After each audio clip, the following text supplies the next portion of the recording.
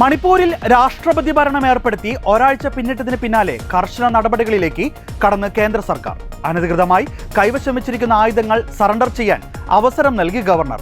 സുരക്ഷാ സേനയുടെ ആയുധപ്പുരകളിൽ നിന്ന് കൊള്ളയടിക്കപ്പെട്ടതും നിയമവിരുദ്ധമായി കൈവശം വെച്ചിട്ടുള്ളതുമായ ആയുധങ്ങൾ 7 ദിവസങ്ങൾക്കുള്ളിൽ തിരിച്ചേൽപ്പിക്കാനാണ് ഗവർണർ അജയ് കുമാർ ഭല്ലയുടെ ഉത്തരവ്.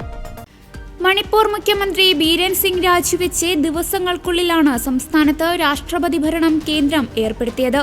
1951 ശേഷം ഇത് 11ാം തവണയാണ് മണിപ്പൂർ രാഷ്ട്രപതി ഭരണത്തിന് കീഴിൽ വരുന്നത്.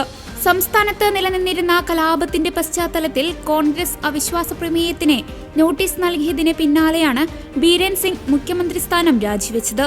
ബീരൻ സിംഗ് കാവൽ മുഖ്യമന്ത്രിയായി തുടരുമെന്നായിരുന്നു ആദ്യ റിപ്പോർട്ടെങ്കിലും കഴിഞ്ഞ ദിവസമാണ് സംസ്ഥാനത്ത് രാഷ്ട്രപതി ഭരണം ഏർപ്പെടുത്തിയേക്കുമെന്ന സൂചനകൾ വന്നത്. ഭരണഘടനയുടെ വ്യവസ്ഥകൾ അനുസരിച്ച് സംസ്ഥാനത്തെ മുന്നോട്ട് നയിക്കാൻ കഴിയാത്ത സാഹചര്യമില്ലെന്ന് റിപ്പോർട്ട് നൽകിയിരുന്നു. ഇത് അംഗീകരിച്ചുകൊണ്ടാണ് സംസ്ഥാനത്ത് രാഷ്ട്രപതി ഭരണം ഏർപ്പെടുത്തുന്നതെന്ന് രാഷ്ട്രപതിയുടെ ഓഫീസ് അറിയിച്ചിരുന്നു.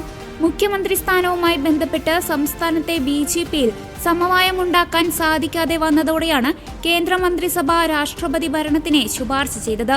ബീരൻ സിംഗിന്റെ രാജിക്ക് പിന്നാലെ അദ്ദേഹത്തിന് പകരക്കാരനായി മറ്റൊരു നേതാവിനെ കണ്ടെത്താൻ മണിപ്പൂരിലെ BJP നേതാവായ ബിശ്വജിത്തിനോട് കേന്ദ്ര ആഭ്യന്തരമന്ത്രി അമിത്ഷാ ആവശ്യപ്പെട്ടെങ്കിലും ആരുടെയും പേര് പറയാത്തതാണ് കേന്ദ്ര നേതൃത്വത്തിന്റെ അതൃപ്തിക്ക് കാരണമായത്.